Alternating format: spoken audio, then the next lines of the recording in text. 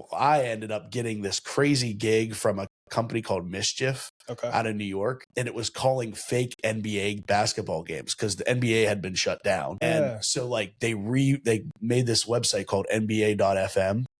And they were basically going through this NBA schedule as if it was still happening with hyper realistic broadcasts. So it was me and Ashton doing the play-by-play in color of, they would just send us simulated 2K games. And he'd come over in the basement of the house and we'd do the game and we'd send it out to them. And then at 7 o'clock, whenever that game was supposed to be played, it would air on NBA.fm and people were doing bets and like, just because you had nothing to do during COVID. But it was the craziest. That is insane. Is he still broadcasting, or is he? No, he's in the G League now. Oh, is he? Really? Yep, he's coaching the G League. That's not a bad gig. Yeah, with G League under DC, I think now. Wash for him. That's what a unique experience. Do you think that helped you as a broadcaster, all doing like voiceovers like that? It was just so unique. I don't know if I think like you took from what you had done in the past, and then also it was just so different in comparison to anything that I had ever done. Like literally calling a video game, but trying to make it real. Yeah.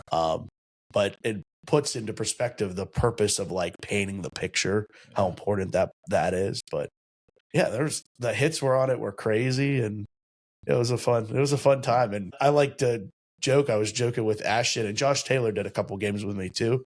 And I was like, we're the only broadcasters working right now. Yeah. At that time, there was nothing going on. Shortly thereafter, they got the bubbles. League. Yeah, right. Yeah. But there are not many. Yeah. But so you did announce, over 400 Harlem Globetrotter games, 24 different countries, including in venues like Madison Square Garden. When was it that you realized like you had truly mastered or created a craft?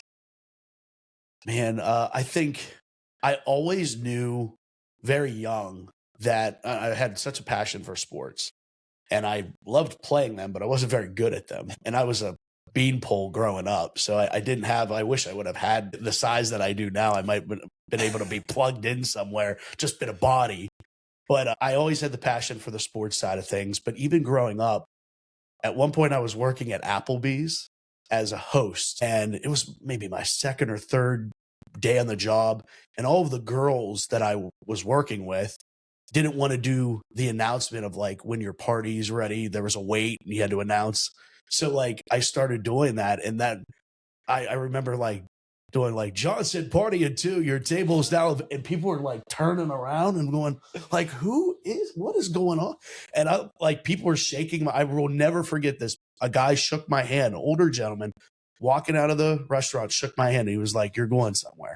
And I'm like maybe this might be something that I can pursue. And that was actually the last like truly normal, for lack of a better word, job that I ever had. Is like, I thought that maybe there was some belief in that. And then doing a lot of high school games. And one of my favorite things when I was coming up through the ranks and being younger was, you'd always look at the visiting team, because the home team has heard you before, but I always look at the visiting team and see like, what was their reaction when I first like did my open, because the open's the best part for any announcer, right? And like, so, and then you could always see like there was a little bit of a surprise there. So those were like those fun little, like, everybody needs a little bit of reassurance of like, I'm on the right path. And certainly there were people around me that were saying that I am, but you always wonder, I think even as a kid, you always wonder, are they being honest with you? Or are they just saying, they're just being supportive?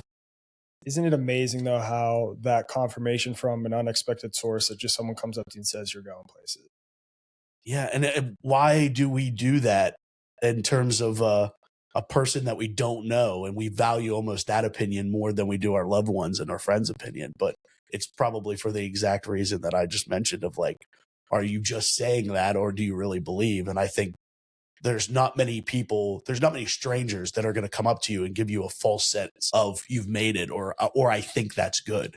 So yeah. I think that's probably why we invest more into the strangers. There's always this like tension in, between virtues is what I call it, is other people's opinions don't really matter, but sometimes other people's opinions do really matter. And walking that tightrope as a performer, as an athlete in any domain is challenging. But sometimes those other people's opinions are really can what change the trajectory of your career, give you a deeper, further belief in what you're doing. When someone else notices something that you do is unique or special, or that you originally believe, I feel like I'm kind of good at this, but then to just get that other person's belief just further confirms that you're right in the way that you think about yourself. 100%. And I think that coming up through it, I got a lot of that. A lot of people, I was announcing out in Clinton, Pennsylvania, Youth Town, doing a lot of baseball games. And one of my true mentors and someone that I really appreciate his craft is Tim Tobacco, former PA announcer for the Pirates. And the amount of people that would, and I put this in a box because sometimes they all think every announcer sounds alike, but a lot of people would come up to me and say, like, you sound like the Pirates announcer. You sound like the Pirates announcer. And it's just like, as a 18, 19-year-old kid just getting started, that's words of encouragement of like, if I sound like him, maybe I could be like him one day. How do you then balance, now going back to the balance or the tension between those virtues, not getting too caught up in other people's opinions, knowing that one can change your life and then others can pull you down? Yeah, it's a hard part. And I think being a young person, it's the hardest at that time because we often make the noise that is negative louder than the positive noise. We don't like to listen to our parents that are telling us that we're on the right track and tune out them. But I also, in the same sense, I think like let it wash off is really good advice to say and very, very hard to actually implement. I think we see that all the time when we're driving in traffic and see adults yelling at each other. It's like, it's really easy for that adult to say, let it wash off to a kid on the playground, but you're not letting it wash off because someone cut you off in parkway traffic. Right. So I think that you see people struggle with that throughout, but I do think that it is part of, you also have to tune out the people that are saying you're the greatest and you're going places and everything. I think that's equally as important on trying, and it gets easier as you get older, to make the loudest voice yours, because that's the voice that's in your head constantly, whether it's when I'm putting on a headset and going, I got this. No one's in my headset. My producer's not in my headset now saying, Matt, you're the greatest. You're not getting that then. So I think maybe just kind of trying to control, as much as it is great to hear positive things. We all need that positive encouragement, but making it matter maybe as much as the negative ones is probably the recipe, because there's a balancing act that goes along with that. I think it was Chip Kelly. One of my guests came on and talked about this thing, and I believe it was Chip Kelly that said praise and blame are all the same. And you have to learn to kind of navigate those weeds, because usually the same people that will praise you are the same people that are going to blame you. Particularly, again, when you put yourself in the spotlight, you are subjecting yourself to all kinds of different opinions, and you have to become stoic in that sense of not letting too much praise or too much blame get into the way that you operate or think, because either one can be a distraction and point you in a direction that you really don't want to head to. Sure. And I think you look at that in the sense of anybody's career, of like when they're struggling and you're getting jeers and it's like, yeah, I told you he wasn't any good. I told you. And then they have a comeback and it's like, I knew you would always make it. I knew you were always going to turn around. And it's like, everybody just wants to be right at the end of the day. And they're a lot more invested in their own self-promotion of being right rather than actually knowing what on the surface is going on with you or what your career, whatever it is. I think something that's really interesting about being in like the broadcasting field is like, when you do have an opinion, it carries weight. And so when you think about the exact thing that you're talking about right now and the jeers and the cheers, it's, at the end of the day, there is objective criticism that comes in all of the athletic roles that anybody could hold. It's, how do you view that from like an empathetic light, whether you're interviewing a coach or whether you're giving an opinion online about said person? Like, where do you rationalize all that in your approach to criticism and praise when working with different athletic departments, different coaches, different players? I think I always have the what would their mom think approach. I think that's, and maybe that's because I come from a household where my mom was one of my biggest supporters, but also would tell me, Matt, what do we do here? So like, I think that there's a great gray area of like that middle line of you can be empathetic and understanding in a moment. I think 2 times everything. If I'm on the sideline of a game and I'm pulling off a coach that just lost, I'm asking him very different questions as if we're doing a season recap and we're going back to that week 2 loss. So timing, and then just that, what is their family and friends going to think? Am I being fair? Because I still need to do a job, right? We still need to ask the hard questions. I thought that it was interesting recently when the reporter in Jacksonville gave coach a little bit of positive encouragement. And then so many reporters were like, she took time away from, and it was like a 20-second. It wasn't, she didn't go on a dissertation, but it was like a 20-second of like, just, I think she was in her motherly moment there of like seeing that he needed to hear something positive. So while, that always is, and I think the relationship you build with a coach or a player helps with that too, where you're not just always asking them the hard question. You're checking in on them. You're congratulating them when they're winning. Just those little messages throughout the course of a season. I'll be messaging guys and talking to guys throughout the year, knowing that we have them in week 9, just because you get that so much more comfortable, genuine reaction from somebody as opposed to, hey, I'm just here getting a paycheck. Give me my 3-word answer and I'll move on. Like, I think like establishing those types of things really help and allow a harder question to be asked because they feel like you're not just coming at them. And that's the human element, is understanding that we are humans. And just because you hold a certain role or you get paid a certain amount does not mean you're void of the emotional attachment to what you do. Right. And I think that was my biggest like take back with, I couldn't believe there was such negative feedback to that woman just giving Liam Cohen praise or for whatever. In a moment, he probably needed it. Yes. That's a tough way to lose after having a historic type season for Jacksonville. Yeah. And there's going to be a million tough questions that he's going to be asked. And you're probably like, the truth is a lot of it, you're going to get coach speak answers, at least in the public setting. Sure. Immediately after a game where it's like, you don't have time to reflect, understand exactly what went wrong. The tape. Yeah. Right. And so it's like, what is wrong with someone taking, what was it, less than a minute? No. Yeah. To give someone a human like, hey, like you did a really good job. And like, I feel like the media world is losing that human element to where, like you said, that does build trust. That enables you to ask a harder question there because it's coming from genuine curiosity and not, hey, I'm trying to put you as a front, newspaper headline to put you in a bad light or to get you fired or hold something against you later and have you trip up on your words. That's where I think, and you see it with a lot of players too, there's a distrust between media and players, worrying that every time someone says something, it's going to be taken and become front headline in the news. Yeah, it's one of those things where it's one of the hardest things for an athlete, an athlete, a coach, especially getting on that podium after a loss. I mean, it is a test of mental fortitude because I think we all know whether there are great media people out there, but there are also media people that just want the headline, and that's what they're asking for. And to those people, I always wonder, what would they often are the most to excuse like their own kids in athletics and being like, well, he's not starting because it's this, that, and the third. It's all politics. But you're so willing to go after people in your job.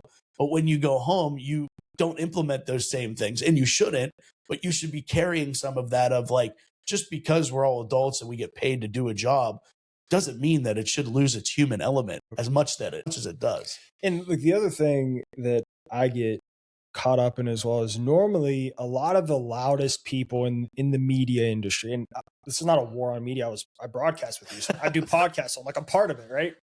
But usually the people that are the loudest to criticize are the worst at handling criticism of them in their jobs. No question. And that's where my beef in that industry comes in, is like, if you're going to deal with criticism, you should be able to take it. And I was just actually having this conversation in the gym this morning, talking about everything that's going on in the coaching landscape, people getting fired, et cetera. I was like, it is very easy to criticize when you're not in the arena. When you don't feel those emotions, the pressures to make the decisions, and like how hard it is to win and win consistently, and to always put yourself in those arenas, which we were talking about, is like the grass isn't always greener. And the more you try and push people out, it's going to come back to bite you. I always wanted to do something like a skit of basically the pressure that is involved in sports, but bring that into the everyday 9 to 5 job and have every moment of your job be broadcasted by 2 people that are critiquing your every move, the lunch that you go over an hour on, that break that you skip out on, the email that you just don't choose to send, and every moment of every day is scrutinized. And I think that might help put into perspective the magnifying glass that sports has, and that it's so easy for people to type fire him, fire him, fire him.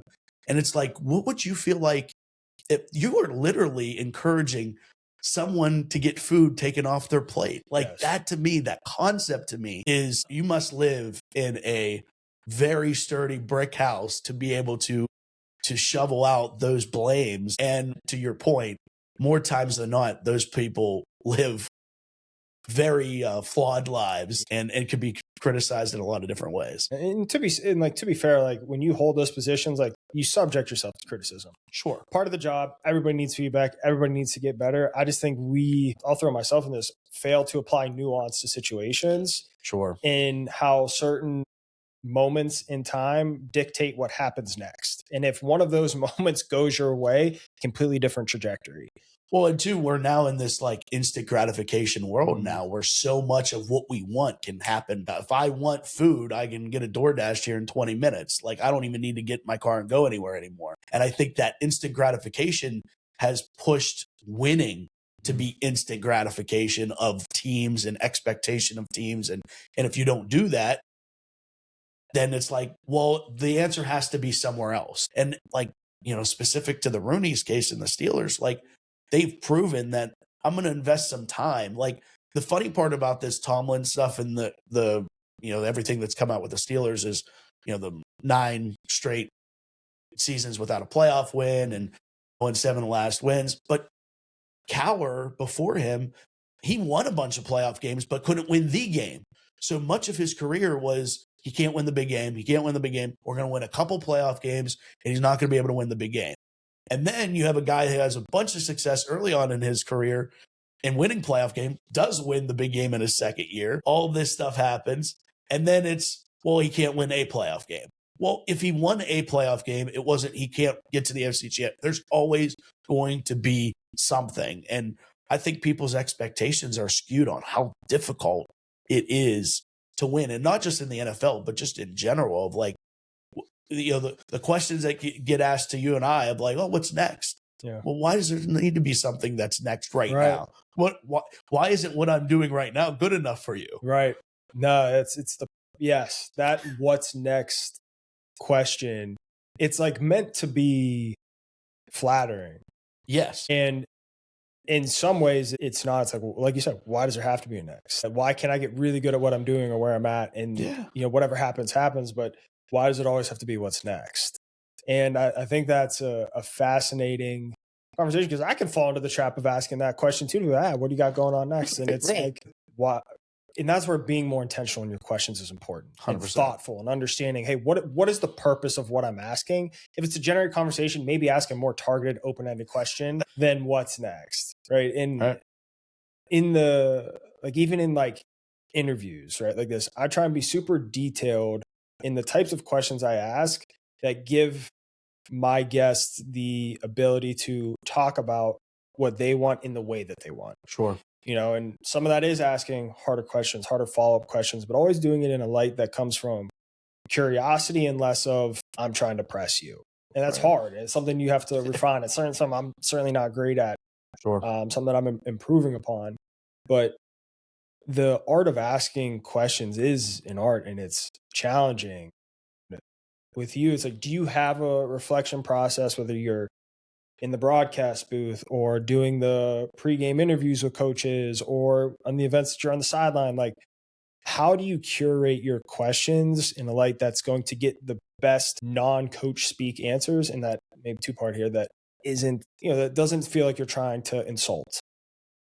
I think it's knowing and having the background of a situation and not asking those. And I mean, we could riff through a bunch of sporting events at the highest level, at the NFL, at the Division I football level, of the type of question that get asked. And then people are like, well, why did I get that answer? And I was, well, you asked, Coach, what adjustments need to be made at halftime in a 30-second interview? Well, we got to get better.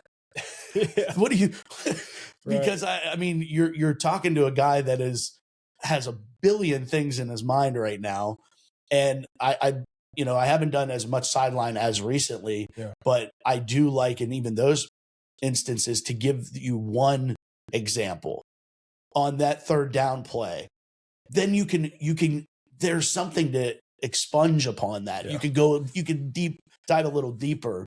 And then more so in a lot of the formats that I interview people now, it's, longer form, and it's extended to a season or looking forward to a season. And then it's just having some background of, where did you come from last year? And, Vin Scully, I adapt this throughout my broadcasts, whether it's interviewing people or calling games.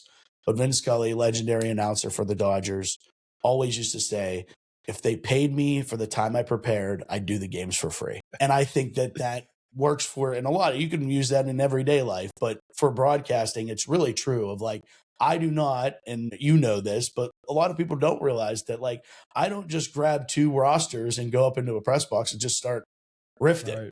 Like, there's so much that goes into preparing for even a high school game on Friday night. I always would say, if you could do a game on Friday nights, you could do a game on Saturday or Sundays, because the information's so much harder to get and all that stuff. And it's also teenagers, so you're interviewing people that aren't used to being interviewed at that point either. It's funny you bring that up, because I would say, like, when I talk to different people, like, the number of things that you don't realize when you're watching a broadcast, like what's going on behind the scenes.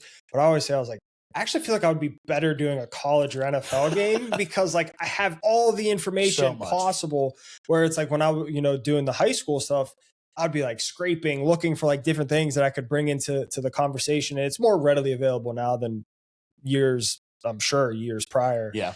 But like, I was like, I could get on a broadcast and call an NFL game and honestly think I did better than sometimes when I did high school or, professional women's football. Like, it's a different dynamic. And, honestly, I talk about the comparables in coaching. I was like, some of the best coaches in the world are high school and like Division III colleges. Yep. Because you're not working with world-class athletes. No. You're getting blood out of a rocket a lot of times. Yeah.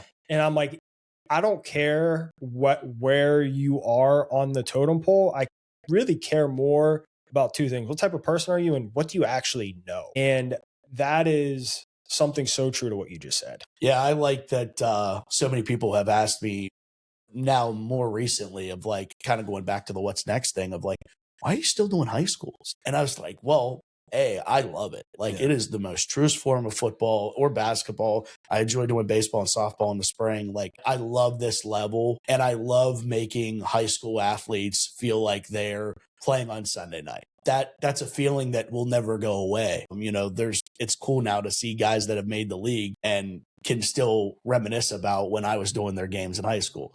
It ages you, but it also makes you feel good that, so much of what you do is impactful, not only to the actual player, but the friends and family. And I mean, there's games that when Charlie Batch and I did games of the week back in 2013, Panera Bread Bowl games, and they still get hits on YouTube to this day. And like, thankfully 2013 was an awesome whippeal year of high school sports athletes, but it's cool to now look back and see the athletes that come back. And like, then, to go back to your original question of, you've done your best to put them on a pedestal and a spotlight, and whether or not they made it to the next level or the one after, you were impactful in that moment where that's a keepsake forever, because you only get 4 years out of that level. I think that's why it's so special, and that's why I keep coming back. And for me, because I didn't play high school athletics, it really hasn't changed for me. If you think about that, like,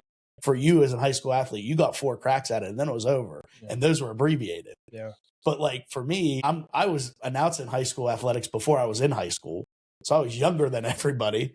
But it never changed. It was always go into the press box.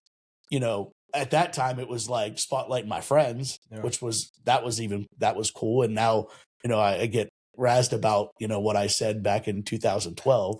But it's a cool thing to be able to look back and connect some of the dots, no matter where the career goes. How do you grow? Like, how do you coach yourself? How do you get better at announcing? And how do you maybe avoid some of those being fearful of being embarrassed on the TV, on the commentary? Like, how did you grow past those stages early on?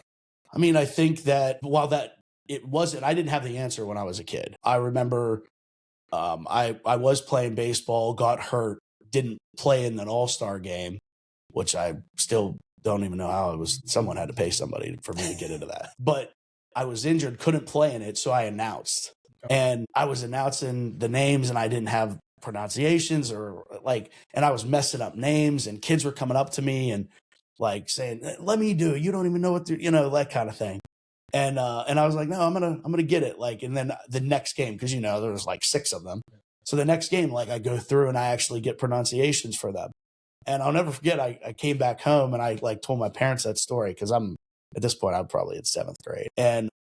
And my dad said, what did you get paid? And I said, like $25. And he gave me another 25. He said, that's for sticking with it. And so like things like that stick with me on going back to what we were talking about, being prepared and, preparing and making it worth more than the game, but also on the level of not trying to prove people wrong and just trying to better yourself, self promotion rather than trying to, and I struggle with that. When I was growing up, chip on my shoulder. I mean, I really struggled through school, was diagnosed in 2nd grade with amblyopia. So I was blind in my left eye. They tried to patch my good eye in 2nd grade. They tried patching it, and going into 2nd grade, and I say that this would be the case now, but send a 2nd grader to school with an eye patch on and let me know how it works out for them.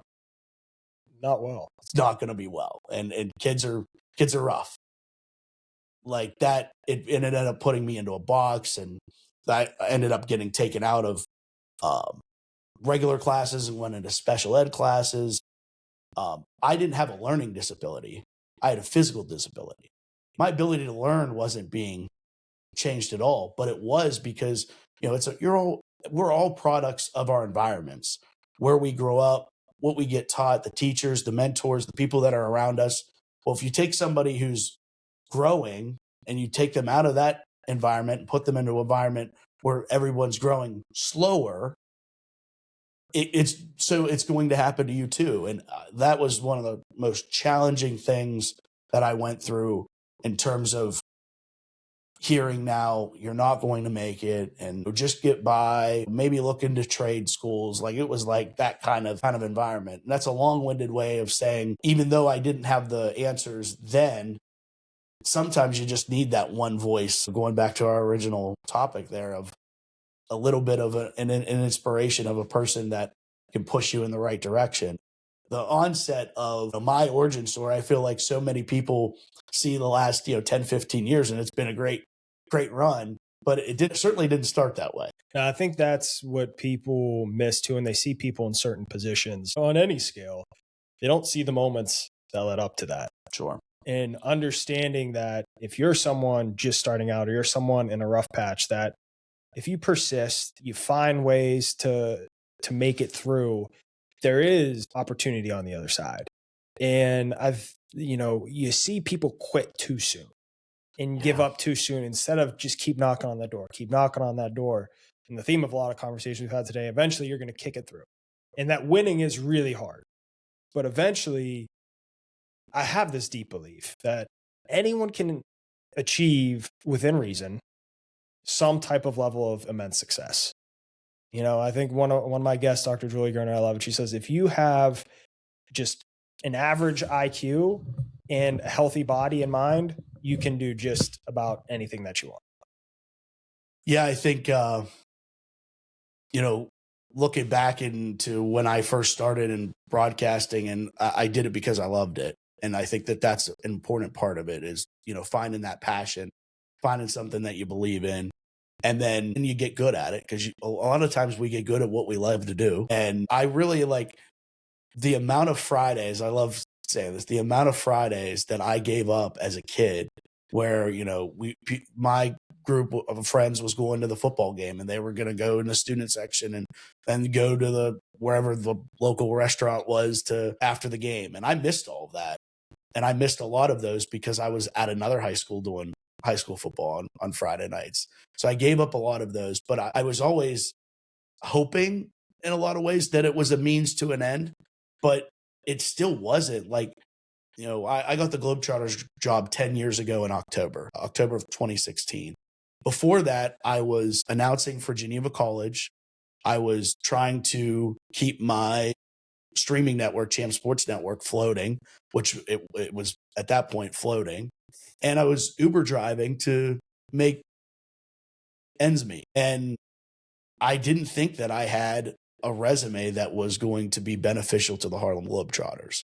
I was an announcer for Geneva College. Best thing about that, birthplace of college basketball. That's cool, but I don't know if the Globetrotters really care that much. And one of my really good friend and mentor, Tim O'Sullivan, who's the director out of Youthtown, said, you should just throw your name in. What's the worst that can happen? And threw it in and got called back to fly down to Georgia, which is where they're based out of, and for an audition. 10 of us audition in front of each other. I'd never been through anything like that. And then you're listening to everyone. I went second.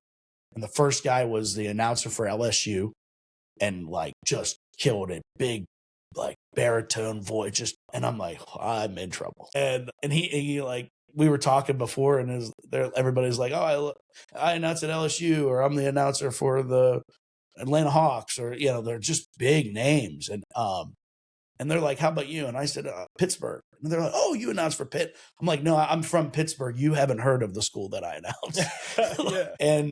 But a lot of the times you get into those situations and reps are so important. I had a bunch of them, probably more than it looked like I had, and did a good job on the audition. And then I also, what maybe people forget about, especially in a talent-driven business, which applies to athletes as well, is you could be the most talented.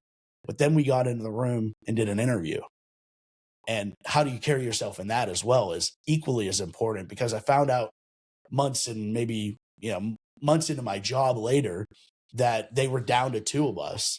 And the interview was what sold me over the other guy. And it was just more of a, well, I'm this and I'm that and I'm that. Sometimes when you get to that Division I level, is that the highest you can go? That's where you've been planted.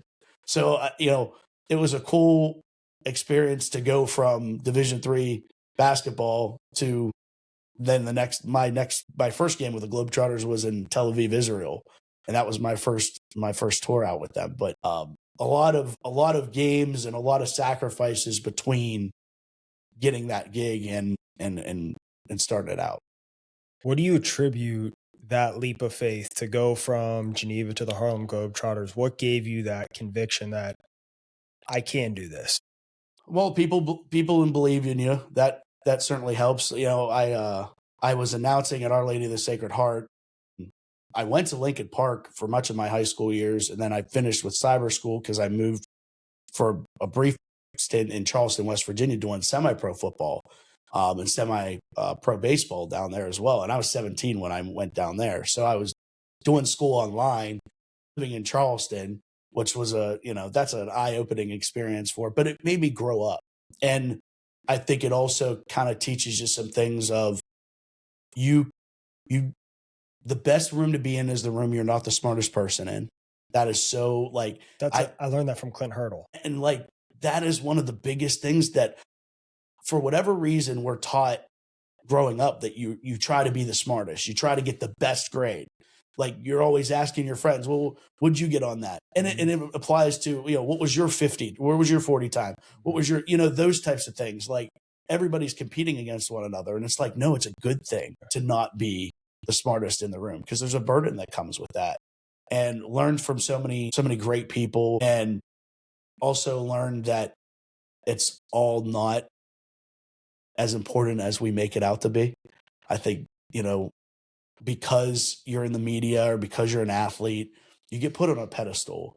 And it's like, I learned this when I was with the Globetrotters of like, you're not famous. The Globetrotters are famous.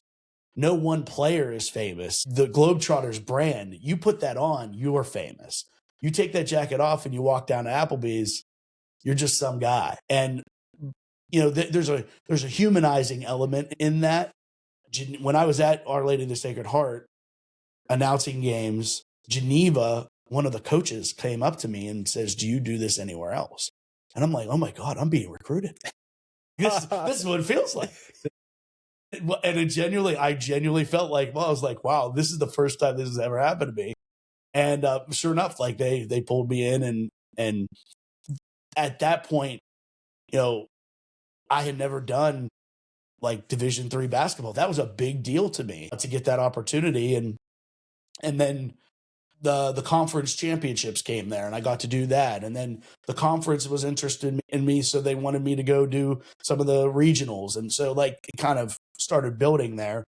But also I don't know that there was ever a moment that I said, yeah, I can do this at the highest level. I think it's just keep shooting. And if you keep shooting and you keep getting the reps and you keep getting the opportunities, then one door is going to open. And there were times where I wasn't getting opportunities younger on, and that's why I started Champ Sports Network. If someone wasn't going to give me an opportunity, I was going to create one. And then I started going to these other colleges. I was at Penn State Greater Allegheny for 3 seasons, a branch campus of Penn State, that they needed games broadcasted. And they didn't know that they needed games broadcasted until I came to them. And this was all up and coming when streams and broadcast and everything was like really starting to get popular back in the 2010, 11, 12, 13 years.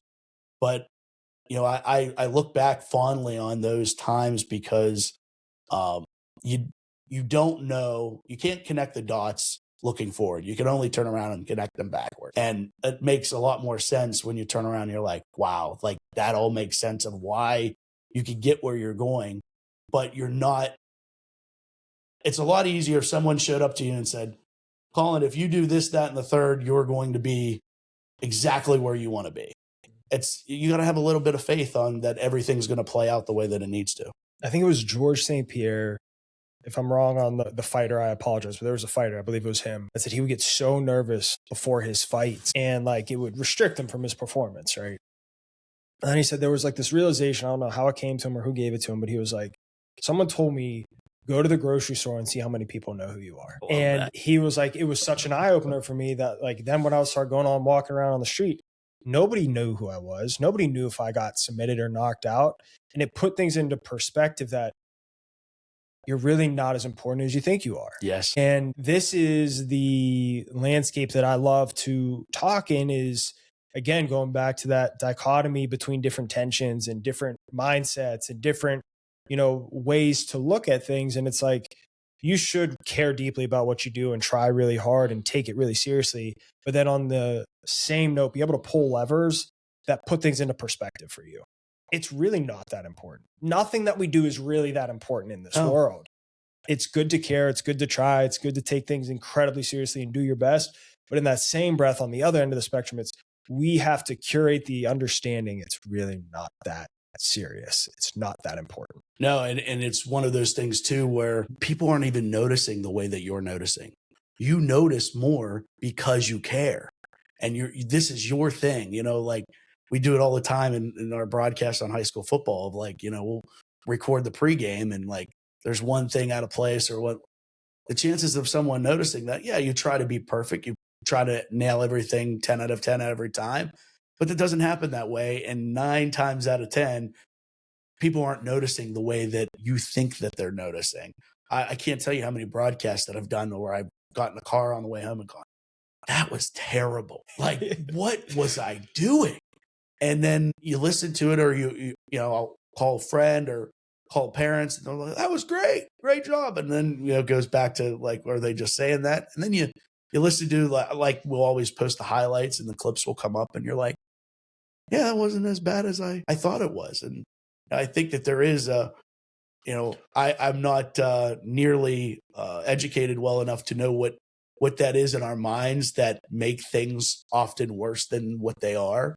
But I think that if you have that voice in your head, it's a good thing because you're always chasing something that may be impossible in perfection, but you care enough that you continue to chase it. That's important because if you're not doing that, then what have you perfected it? Is it perfect? Or, do you still have room to grow in it? I just posted today something about like the negativity bias that we have as humans have. And one of my guests, and that's why I posted a clip from it, Justin Sewell, he's one of my favorite thought leaders, like in the high performance space. But he talks about the negativity bias and how over evolution of many years, like negativity threat detection is like served us. Like if I heard a rustle in the bushes thousands of years ago, me assuming that's a tiger is going to save my life, then assuming it's nothing and then getting eaten, right? And so then you evolve that over time, but it's negative things impact us twice as much as good things influence us. And so you could get 100 good positive comments, but you get the one and it negatively impacts you. And when we self-evaluate, it's only amplified because we live in our heads all the time. And we know what our version of perfection looks like with ourselves. And when we don't hit that or doesn't feel like we hit that, it feels worse. Luckily, we can go reflect and watch and be like, yeah, it wasn't that bad. And one of the best advices I ever got as a player from one of my coaches was, it's never as bad as you think, but on the other side, it's also probably never as good as you think. Yeah. And if you perform what you think as perfect, you're going to go back and realize, well, actually, I could have gotten better there. And to really just use the performance itself or the outcomes as data. And then what really matters is your preparation and how you take that next step forward. How do you become productive with the information that you use? It's something I've learned to apply in all domains of my life. Now, obviously, I don't have a watch back of an argument I have with my wife to see how I could get better. Right. But to just take that landscape. We can set that up. Yeah. I don't know about that. But to be able to take that and use outcomes as data and not the end all be all, but data of what do I need to improve and what am I doing well, and just have that concrete question asking and evaluation that's really just going to help me improve. Yeah, it's that famous saying of if things are going well, this too shall pass. If things aren't, this too shall pass. Makes things, man, it's that how would you navigate through some of the challenges in your life knowing that earlier on? I know I would you take things so to heart, and sometimes the person that's coming at you is a lot more broken than they're trying to make you. And just from the negative side of, and I've said this before, of like, so many of us spend our younger years, high school and even into college, trying to find ways to fit in. And we all do that in so many different ways, whether it's what we wear, our personalities, or our activities and our hobbies. And then they spend the rest of their years trying to stand out. And it's such a wild concept of we're all trying to formulate down to being, well liked, and I have this group of friends and everything. And then everything that we do, whether it's your job or you're trying to stand out on a podcast, you're trying to stand out. You're trying to be different than everybody else. So why are we not embracing that earlier on in the high school realm and like into college? But I think that it's probably one of the biggest reasons why I didn't go to college. I didn't see myself going where the pack was going, and I didn't like where that direction was going. And I thought that I might be able to find and forge my own, but it blows my mind because it still happens now of like, everybody's trying to be like everybody else until they're not. And it's like, well, why not just start now? And you're going to end up further off ahead down the road. You could go into, it could be a much deeper conversation on the systems that teach us to conform. And I'm fully aligned with you. And we are taught, and some of it's natural as well, because we're human beings, we're group oriented, but we want to conform. And at some point in your life, you realize, even when you're trying to conform, you can't make everybody happy. Yeah. And even when you're doing your best to fit in and make everybody like you, there's still going to be people who don't like you. Because everyone likes you. Right. More And so, at some point it's like, well, I'd rather make myself happy and upset other people than try and make other people happy and upset myself because I have to live with myself. Yep. And that's where that uniqueness element comes in, is like, what do I actually believe? Do I have strong foundational beliefs in that? Am I always looking to grow? Am I understanding where other people are coming from? Right. And that's where like my view on like conformity is, just because I empathize with someone doesn't mean I agree with them. 100%. And I can understand your point of view. And even if you're someone attacking me, if I can look at it from the way, like what's going on, because everybody's going through something you can't see, but what's going on in their life? What situation are they in that's making them have such a targeted approach at me? And then if I understand that, then I can have a more affluent response. Yeah. Right. And then I can rationalize things like, okay, they're coming at me like this. Instead of me falling into that dumpster fire, let me take a different approach to this. Even if they don't like me, I don't care. I'm going to be authentic. I'm going to understand where they're coming from. And this is going to be my perspective and how I handle the different viewpoints or why you're attacking me or whatever, the case may be, is to just take it from that empathetic point of view, but understanding not everyone's going to like me, and that's okay. Yeah. And also realizing too, and this is hard for some people to acknowledge, of just because someone disagrees with you doesn't mean they're attacking you. Right. Sometimes hearing the hard thing to hear is a benefit to you. And I think the best friends that I have are the ones that can tell me the hard thing and I don't take offense to it because I know where their heart's at. It's not the person that I'm going to walk outside and get criticized by. But at the same time, someone attacking you is a lot different than someone that's just trying to give you, no, I don't think you handled that right. I think you should have done it this way. I think that we like compartmentalizing people that aren't agreeing with us as people that are against us. Right. That's more than not, it's not always the case. You need to find people who serve different roles in your life. Like, I use the example, like if I need hard feedback, the last person I'm going to is my mother. Like it would be a fool's errand. She's just going to tell me how perfect I am, which is sometimes the last thing you want to do. Right. So like knowing who gives you what feedback when you need it. I have people who check my ego. Hey, where am I wrong on this? Yep. Right. Or someone who can give feedback that will say, like, if I'm asking if I'm wrong on this and they tell me that, like, no, like I don't think you're wrong. Like that is conviction because I know it's coming from someone who's going to give me the real, as opposed to just inflating your ego all the time and getting yes men or yes women surrounding you, telling you the things that you want to hear, maybe not the things that you need to hear. Is whether, I don't care what domain you're in, whether it's your personal life or whether it's your professional life, you have to have people who are willing to give you the cold hard truth when you need it. It's just knowing which people can do that and putting them in your circle. Yeah. And sometimes I found that it's a person out of your circle that you're, more of acquaintances with that can give you the best non-biased opinion. Because every time we add someone to that circle, there's probably that voice in their head that's saying, do they really want to know the truth, or do they want to know, or do they want to hear what they want to hear? Right. And, having that phone call to pick up. And that's why, like, I think it's probably not as pushed on young people now of like, I have mentors that are 20, 30, 40 years older than I am. And like that, the knowledge that they bring with them, and that, if you could sit down with somebody that is a little older or a lot older and allow them to give you some advice, and there's so much advice and experience. Like, I just think that, maybe because we are culturally just, I have my friends and they're in this age bracket, and my parents are the people that I'll go to if I don't want to ask my friends. And then it's like, well, then who else are you going to? You're either going to get a potential very biased answer from parents or a very biased answer from friends.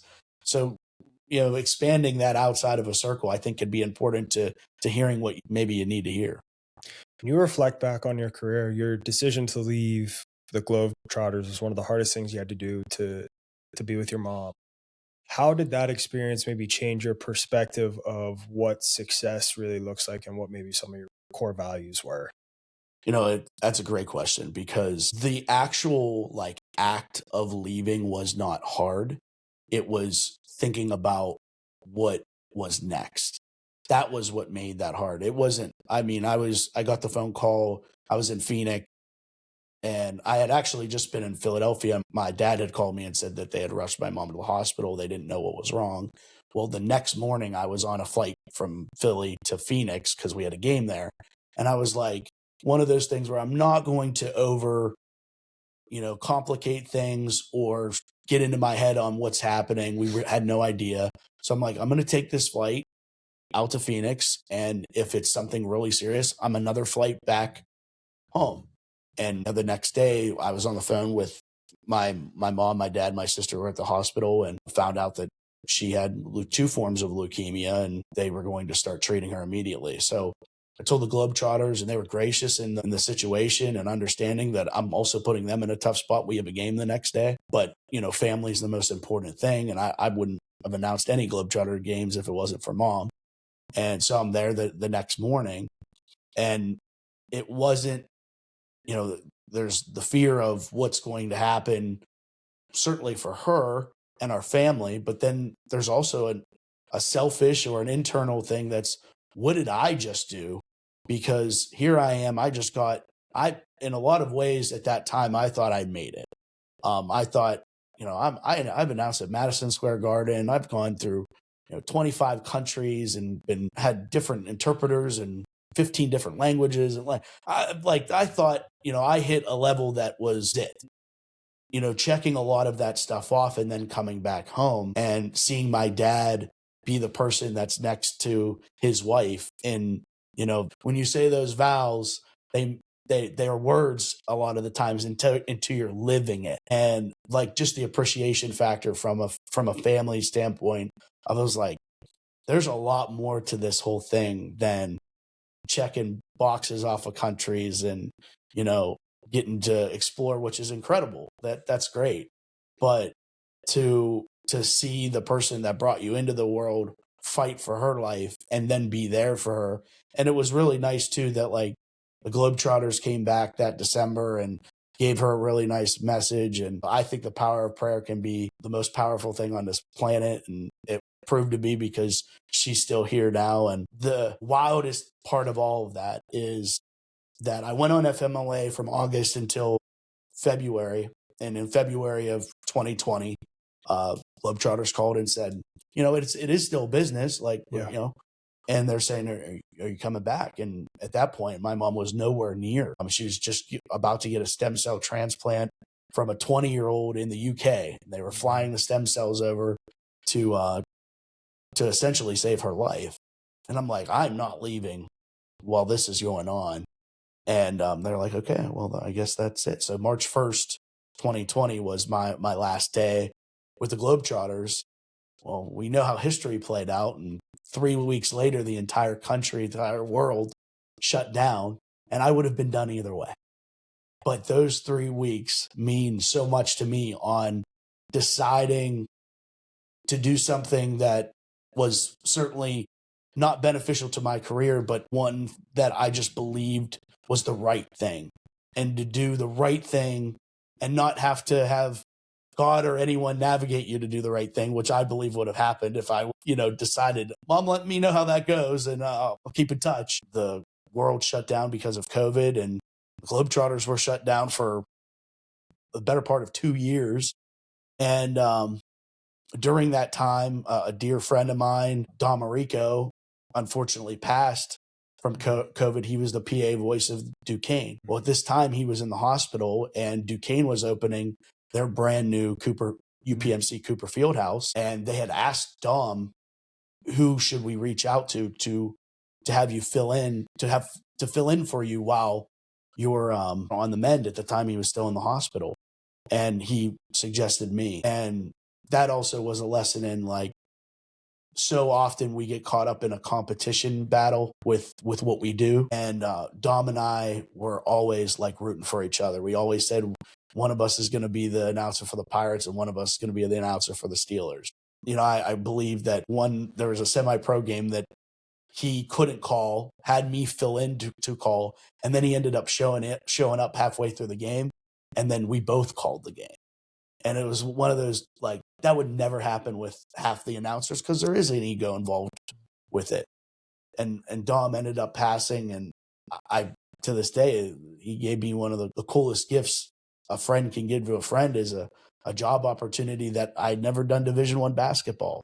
And that came with March Madness and then led to the Pirates eventually. So, I kind of feel like a lot of that is thanks to Dom and him knowing what my dreams and aspirations were.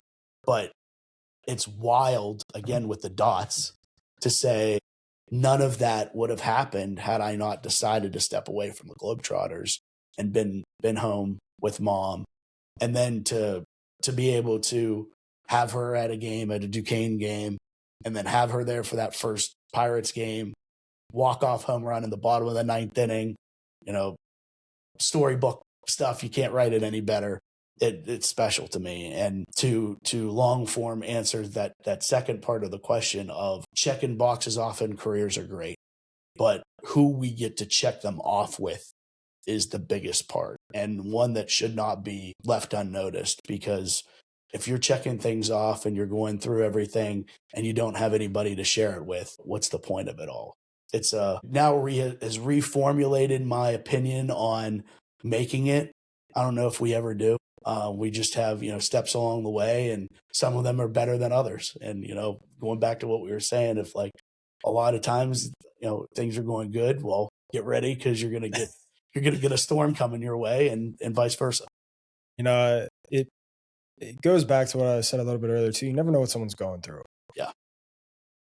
Part of my story I probably don't share that often is when I was in high school, my stepdad had leukemia. My mom had a rare form of disease called Guillain-Barré. And all 4 years of my high school, I think football is my sport. I played 3 sports, but like football was like the sport I cared most about. And it was every single year, my first game, someone I loved or cared about was in the hospital with some type of life-threatening illness. And, obviously when you're young like that, you don't handle everything the best. And I'll never forget, in like one of my classes, I remember it was a teacher I didn't get along with. Part of the reason I was kind of a jerk, like I was a young kid, right? I would say my friend group who I was associated with was far worse than I was, objectively speaking. So I got associated with them. I'll never forget the one night my stepfather had to be like rushed to the hospital. I had tests the next day. And I remember just like going to the teacher and just being like, I'm sorry, like my stepdad has leukemia. He was rushed to the hospital last night. Like, I just really don't think I can take this test today. And she was like, you could see like a realization in her, like probably my behavior was reflected in that. Yeah. And she was like, realized like kind of like how hard she was like on me. And she was like, I didn't realize like you were going through that. Like, take your time, like whenever you can make up the exam. And that's where like the empathetic side comes, or that like I was put into a position at a young age where I had to view myself as like a parental figure in my household. Even though I was the third out of 4, my older brother has Down syndrome, my sister's great, and then I have my younger brother. But like for me, it was always my stepdad was like, you got to be the man of the house. And, when you're younger, you don't handle that as well. But like there were so many things I learned through that. And part of it is like the empathy side, where it's like you never know what someone's going through, and their actions derive from some of the things that are behind closed doors. And I think about like your situation, like the decisions that you make and the uncertainty that comes with all that, and probably the, you called it selfish, but like that internal anguish of like, hey, like I am part of a business, like I am chasing a lot of goals, I have all this going on, and the importance of whether you're a high level athlete, broadcasting, whatever. Learn to give yourself some grace too when it's necessary, and find a way to just generate an optimistic belief that things will work out exactly the way that they're supposed to work out. Yeah. And that's hard in moments of, turmoil and potential life-changing situations. But yeah, I mean, it's it numbs you in a way. When you go through that, especially when you go through that at a young age. I had all my grandparents were gone by the time I was 12. And, I had a lot of passing in my family when I was young. But like then you get to be in your 30s, and then one of your friends is like, my grandma passed away, and you're like, my condolences, man. And it's like, you get numb to it. Yeah. And that's a challenge at times, but also, you still need to show the side of that could be the first death that they've ever had through their family. And it's an element to what you've said a couple times, which is we're all going through something, and and we don't know what that thing is. And it's easy to say. I think a lot of people say that, and it's probably harder to implement into your everyday life of knowing that, the person that's cutting you off and doing those little things, they might be, late to get to the hospital because of a loved one or something. But it is a realization that I think we all kind of need to keep in mind. Yeah. And there's this saying, I think Joe Rogan says it. It's the worst you've experienced is the worst you've experienced. And it's like whether you're a high school kid who missed your first layup or whatever it is at the buzzer, or whether you're someone who literally was on the front line, in war. Yeah. The worst experience you have is the worst experience you have. And it's really hard in this world of gray to make things super black and white. And that's why, a lot of it, I go back to like storytelling. What's the story you're telling yourself? How are you rewriting this? How are you building this into a larger narrative of your life? And that's how you build that, quote unquote, like mental toughness, that mental fortitude is rewiring events in your past that have happened into part of your personal narrative and how you can accomplish more, how you can take on more, how you can have more responsibility. Not that you're seeking more, but that you are building a more robust person that's capable of taking on challenge. Yeah, I think when I was growing up in school, I couldn't handle noise, and meaning people that would just pick at you and they knew your buttons, and the worst thing in the world is giving somebody like that a reaction, and I was very good at giving them reactions, so I got it more. Me too. Yeah, I'm like, and it almost like puts you in you're not at fault until you react, and now you're at fault, and you get the narrative that you're the bad kid. Yep. But in reality, no, they set me off. And it's wild because one of the things, in the Globetrotter world, I mean, there's athletes, but there's also, a stage crew and a promo crew and people that set up, and the DJs and MCs and all these other people on the traveling tour. And they were like almost, in my opinion, my adult test to what I couldn't handle when I was a kid. And get in on the bus, and then you just get little things thrown at you. And then I got really good at either totally ignoring it or throwing a good one right back, where now they don't want to have to deal with it. And it's just like learning from an instance like that. And I always feel like we get the test that we can't pass until we pass it. Through life, I feel like we'll continue to get that same test until we can prove that we can get past it. And for me, that was like, wow, I always thought that once I get through high school, I won't have to deal with this again. And no, like I get put in it was a very immature situation that you get put in, because you just get these people that are like, all they know is tour life. And they've been touring on cruises or wherever. And it was like one of those like eye-opening. I'm glad that I was able to react differently than I was when I'm a kid. I always think about like, what advice would you give to like younger generations? And sometimes I think it's actually really important that you just have to endure and learn some of these things on your own. No doubt. Like I could tell you like a million different things of like, in my own experience, right, how to overcome injury, how to do whatever. But if I didn't learn the suck of those things firsthand, I wouldn't be able to have the same perspective that I do. And if you're someone going through, I guess the piece of advice is understanding that there's something to be learned from whatever it is that you're going through. You just have to learn to utilize it and make it productive in your own life. And you may not know for 10 years, but eventually you'll look back at something and it will have served a purpose for you going through it. And there will be a story that you can craft as to why it turned you into the person that you are today. I think the hardest part is for young people is that that's all they've ever known is school, and it's a tunnel, and like you just can't get to the other side of it. And then you realize that like in the grand scheme of things, high school is 4 years and 4 years goes like that when you're an adult. Yeah. And, it is the embracing of the suck in a lot of ways. And I would argue that your challenges and the things that you go through when you're younger create the baseline and foundation for a story that maybe you're meant to have a chip on your shoulder, because the only way that you are going to get to where you're supposed to be is with that chip on your shoulder. Imagine if someone comes to you and has this blueprint of how to navigate all of the challenges and go around them. Well, you're going to go somewhere else. You're going to end up somewhere else than where you're supposed to be. So that's so hard to hear when you're going through it. Yes. But at the same time, I think podcasts like this and opportunities to hear people that have gone through it and gone through it in different ways, but still know that there's a lot more people that have gone through tough times and come out on the other side successful than have gone through tough times and had more tough times. Right.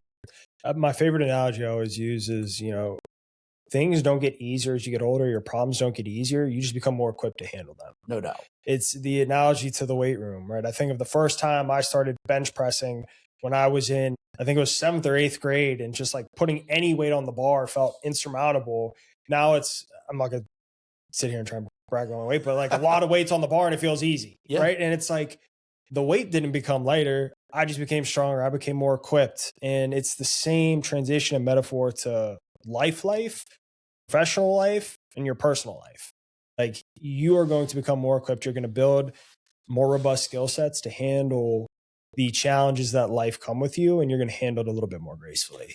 The biggest part, though, I think that can help change that is having more conversations like this one in schools at that time, because I think we need to stop worrying a little bit less about the War of 1812 and Romeo and Juliet and bring in some mental health, life skills stuff into schools. It's bizarre to me that, I saw a post the other day that's like, all the things that changed, cars look different, cell phones weren't a thing, all these things in life that are now changed. And then there's a 1800s classroom and a classroom today, and they look eerily similar, of everyone sitting in rows, in desks, raising their hand to talk. And while I think it worked for a time, we're headed for a time where, and in my opinion, past that time of where, implementing these simple things and acknowledging that mental health is a thing. Like, when you have any other thing wrong with your body, you go to a doctor, you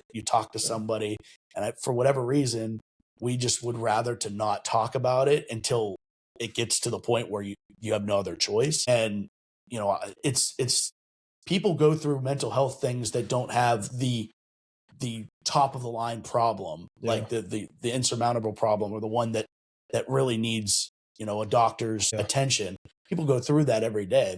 You deal with athletes every day that are going through the pressure of being in a situation and how that they need to perform their absolute best in that moment. So why not at minimum have some type of life lessons, curriculum, to where even if you're going to teach about the War of 1812, is like, teach some of like the underlying emotions that went into that time. Yeah. And understand, hey, this is potentially what these people were experiencing and had to do these without really having another choice to make, right? And understanding concepts of like the psychology of war, how certain life events or certain like stories of, Romeo and Juliet, if you want to still teach those things, whatever. I may not agree with it, but at least like weave in the actual importance and highlight the deeper meaning behind the events and stories that we teach and how they are applicable to kids.